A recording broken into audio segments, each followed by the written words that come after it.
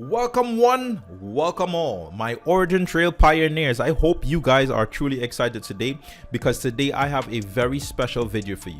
Today we're going to be covering the topic of DKG Light Nodes. That's correct. It was mentioned by Branimir that we will be seeing light nodes on the Origin Trail decentralized network. We talked about this light node like 2 years ago. I remember it was like, and it was about like in October. It's sad I remember this stuff, but we never heard anything beyond that. About that, but. Yeah, well, the time has come, so we'll have for the first time an Origin Trail Light Node. My friends, my beautiful pioneers, my beautiful future leaders of the Web3 world, this will bring an expansion into the Origin Trail Decentralized Knowledge Graph unlike anything you've seen before, doing it in a way that you may not have really thought about. So let's dive. Today we have quite a bit of topics to discuss. We're going to be discussing what a node is in general, be that for blockchain or the DKG or knowledge graph, and what a light node or a regular node is, a full node, and we won't be talking too much about master nodes and whatnot. We're just going to be talking about full nodes and light nodes. And later on, we will also dive into how exactly do you interact with these light nodes, and maybe we'll talk about some benefits of each of these nodes. Now, without further ado, let's begin. Today, we are going to be covering an article from Cryptopedia, and this article says types of nodes: light nodes, full nodes, and master nodes. Now let's read here. Nodes are the computers and servers that support and undergrid blockchain networks. As the cornerstones of blockchain's decentralization, security, and transparency, nodes are responsible for maintaining and verifying the public ledger of transactions on a blockchain network. So as it relates to Ethereum, you may go on DigitalOcean or you may go elsewhere, launch your server, and then you're going to install the protocol or the application or the software that allows that node, that server, to communicate with the Ethereum blockchain, further adding more robustness to the blockchain. In the same sense, in Origin Trail, a node would be anybody that goes to DigitalOcean or any of these places or launch a server, and you download and install the DKG client, you download and install your node, and you get that up and running. So that is, but in both cases for the decentralized knowledge graph and a public blockchain, there are nodes that underpin both. There's a deeper explanation here. It says a node is the most basic type of computing device that supports a blockchain network. In a general sense, a decentralized blockchain network is simply composed of all the nodes that support it. In a proof of work system, the miners are the nodes. In a proof of stake system, the staking wallets are the nodes. Proof of work and proof of stake are consensus mechanisms that allow nodes to come to an agreement on the validity of transactions and in turn the state of the entire blockchain. So in a blockchain network, that is what a node does. It makes sure basically that all the data is, being stored, and there are consensus mechanisms between nodes that allow for agreements to take place. The same thing is applied to decentralized knowledge graph. We have our decentralized network nodes, and on top of that nodes sit the decentralized knowledge graph. So these nodes support the decentralized knowledge graph and in storing data and communication and whatnot. So in the same sense, we have the same thing working the same way. So far we should be good to go. Now that's really and truly all there is to know about what a node is from a very high level. All right, now we're going to be talking about light nodes as it relates to Ethereum, and then we're going to compare that to light nodes as it relates to the DKG, or what we think they are. Now, to be clear, I will set a disclaimer.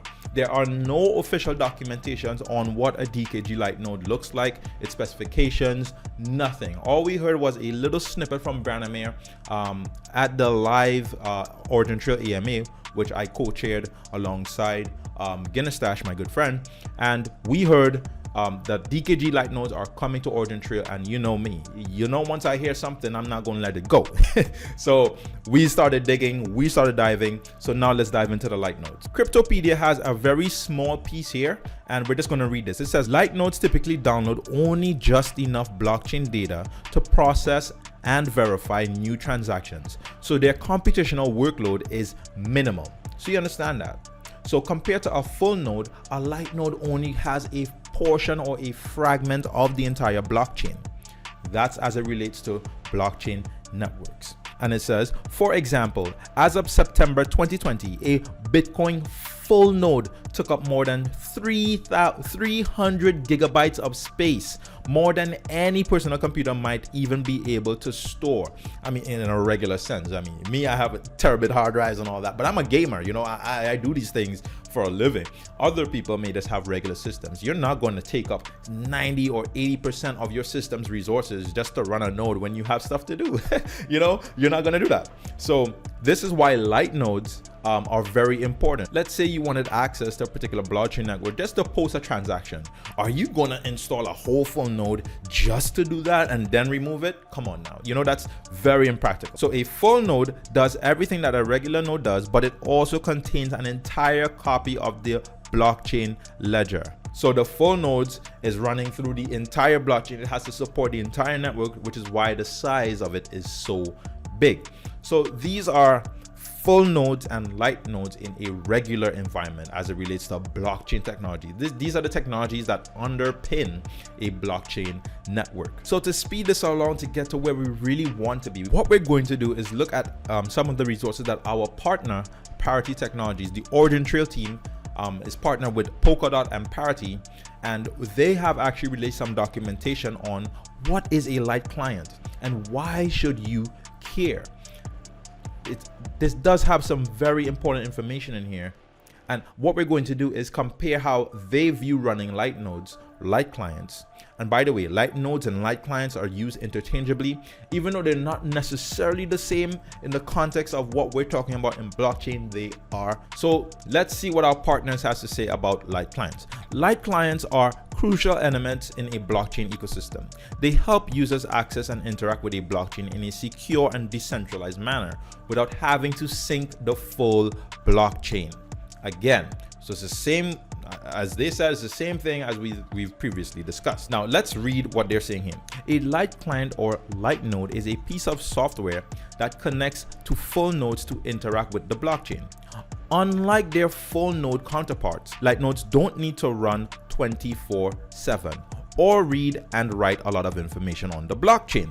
In fact, light clients do not interact directly with the blockchain. Instead, they use full nodes as intermediaries. Light clients rely on full nodes for many operations, from requesting the latest headers to asking for the balance of an account. The way light client protocols are designed allows them to interact with full nodes in a trust minimized manner. So while utilizing a light node, you're not going to be getting bad or faulty data, as explained by the Parity team themselves. And what they can do is they cannot change your transactions or something. They cannot, spend your money on your behalf or something. That's okay. But still they can track you. They can know exactly who you are with your IP. They can see, okay, this person is using this address all the time. Like they can do many mean stuff, or they can censor you. So since a light client is not necessarily going to be storing the full data of a blockchain, it's more so interacting with the blockchain, well, that means it has different requirements. So you're going to want that light node to be strong at doing different things as opposed to a regular node. In a regular node, you're probably caring about storage space because you want to have as much storage to be able to digest the entire blockchain and whatnot. But with a light node, you're really just about how fast can I get information and how fast can I communicate. So that means bandwidth is the most important resource as it relates to light nodes. So let's read. As light clients need to send several requests to do simple operations, the overall network bandwidth needed is higher than that of a full node. On the other hand, the amount of resources and storage needed is several orders of magnitudes lower than that of a full node, while achieving a very high level of security. Requiring only about 100 megabits of storage and low computational power, a light node can run on a mobile device. And I want to say here, this means that a cell phone can access the blockchain in a decentralized manner. One thing that is amazing about this in concept, when we then take all that we learned here about light nodes and then we put that in the concept of the decentralized knowledge graph, well, we know that when you launch your Origin Trail node, you're not necessarily digesting all of the knowledge graph, but you're connecting to the rest of the knowledge graph, right? And you're able to query across the entire DKG, but you're running a full node. It has storage. You're able to absorb data requests, and you're able to transmit data requests. But so in our light node context, as it relates to the DKG, as Brandon Mayer himself has already said, light nodes will not have the storage layer. Well, in a very similar way, for the DKG, a light node will be, think of it as kind of like a MetaMask for DKG. Not exactly MetaMask, but more of a in-browser node. So user-friendly. Yes. Oh, in browser too. Wow. In browser, yes. But the point is, there's a huge difference, which I think is very important to point out here. Running this light node doesn't, from the get-go, at least it's not envisioned, contain this persistence layer. So you're not like your node will not be able to receive published data through the network, but will be able to do a lot of very useful things for applications, such as querying the network, publishing stuff to the network. So you'll be able to use the network without necessarily having to run a full node. That means having a server, managing it and everything. But you just like turn on your browser, whatever, or you create an application which inside of it has actually a small network node. It's literally a network node. It will have an so identity. It's kind of like gateway services on demand, kind of like exactly. So it's like so you're not going to be able to store data on your light node, but you're going to be able to issue requests and query requests and query for certain data sets. So what does this mean? What can you do? Well, if we consider that a light node is light enough to be spawned in your browser, as stated by Brandon May himself, think of it as kind of like a MetaMask for DKG. Not exactly MetaMask, but more of a in-browser node. So user-friendly. Yes. Oh, in browser too. Wow. In browser, yes. But the point is, you're able to build web-based applications that leverage the decentralized knowledge graph directly. So you're not going to need any sort of you're not going to need any sort of bridge to interact with a DKG. You're not going to need any sort of basically inferior-like structures on the DKG. You're going to be able to query that ocean of verifiable data, and whatever APIs and whatever we can query, you're going to have full access to all of that data and be able to build all of that data into your application at once in true knowledge graph fashion. So what this means is developers,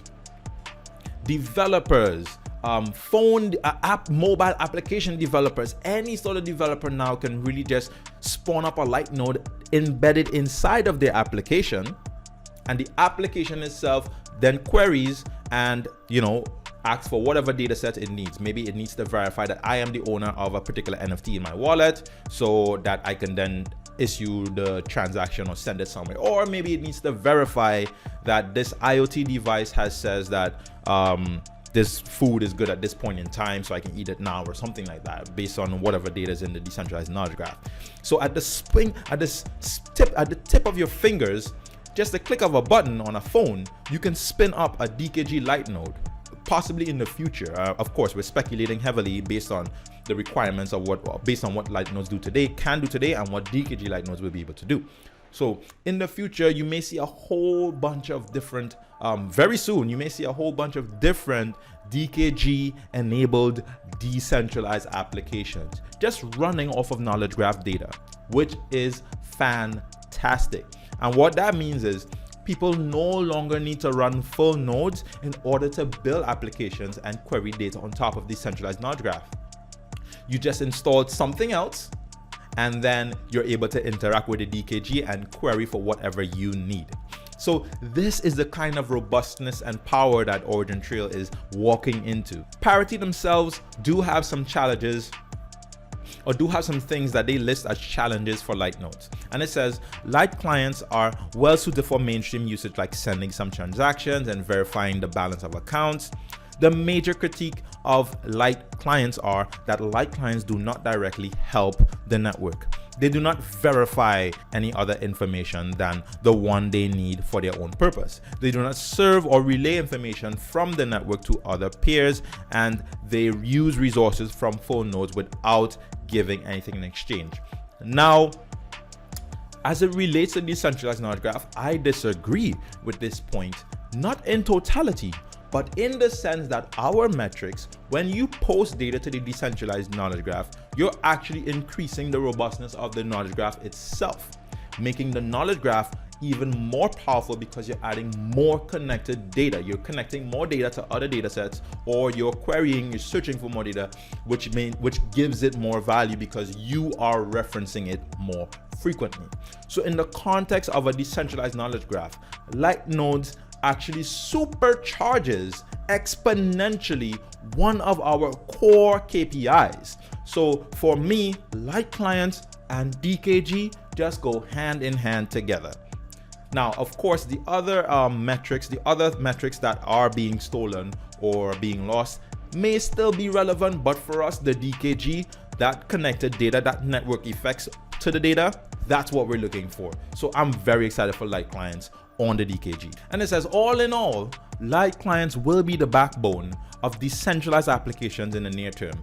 And this is very good news for a user-friendly, decentralized ecosystem. And as we said, this takes off all the difficulty of running Origin Trail nodes off of the back of developers and just let them begin to play in something they can leverage. So now that we've spoken about what a node is, we've spoken about Light clients, we've spoken about the benefits and such, how do you actually interact with Light clients? Now, for parity, they invented something called Light.js. When you run your Light client with parity, with Substrate, you use Light.js to interact with that particular node. In the sense of Ethereum, you use Web3.js. So as Brandon himself stated in that video, it's basically if you want to build a Web3 application, and today you would use Web3.js. Web3.js gives you all the functions, all the different commands to interact with the Ethereum blockchain. You can request certain information. You can set your provider as maybe Infura to receive your calls from Infura or whatnot, or maybe you're using the Light node, which would mean you're not using your Infura URL. The API of Ethereum is complicated. To interact with the smart contract, you have to use a couple of hexadecimal parameters, and it's very confusing. In this video, I will give you a quick intro to Web3.js, a library that makes it super easy to use the Ethereum API and interact with smart contracts. Besides Ethereum, Web3 can also be used with all blockchains based on the Ethereum technology like Binance Smart Chain or Polygon. If you are new here, I'm Julian, and on EtherBlocks, I teach blockchain development. Web3.js is a library written in Node.js. You can use it server-side or in a web browser. When you search for tutorials, make sure it's for Web3 1.0 or above, because the syntax for the older versions is outdated. To use Web3.js, you need to have a recent version of Node.js. You start by installing Web3 in your project. In your script, you import Web3.js. Web3.js needs to be connected to an Ethereum node. Running an Ethereum node is complex. By using a free account on Infra, you will get an URL to connect to an Ethereum node. You can use this URL to instantiate Web3. With this Web3 object, you can interact with the Ethereum network. Next, you will need to add your private key to be able to send transactions. To get the ether balance of an address, you can use the getBalance method. To interact with a smart contract, you have to first instantiate a contract.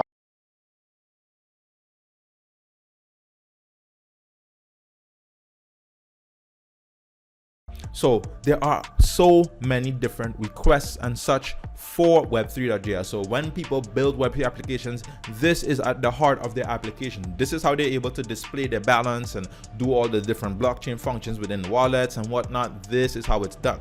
So like onto Web3.js, okay, we will be releasing DKG.js. It's basically if you want to build a Web3 application, and today you would use Web3.js to interact with Ethereum.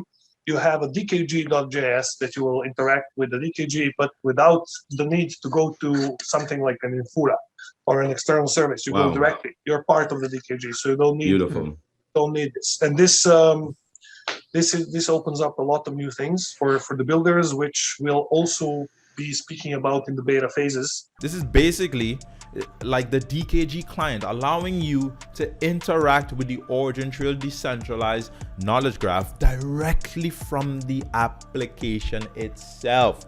So this is the application doing the work, the application querying the knowledge graph and working with that data. So of course, we have no idea what this DKG.js looks like yet. We've only known that it's coming. So I wanted to take some time to explain light nodes and all the additional functionalities coming towards the Origin Trail ecosystem, because it's being slept on that this is the time when Origin Trail is about to expand and show all of its beauty. I know I've been saying that for some time, guys, but really and truly, it's here, it's here, it's here, it's here. So guys, take part in the testing, take part in everything that we're doing, and stay tuned for more beautiful updates, because guys, you know what it is. You know we're coming for the top. You know it's coming. All right, guys. So stay tuned. I love you, and peace and love. But not just sometimes. Amos, when do they want it? Amos, when do they want it? Amos, when do they want it? Always.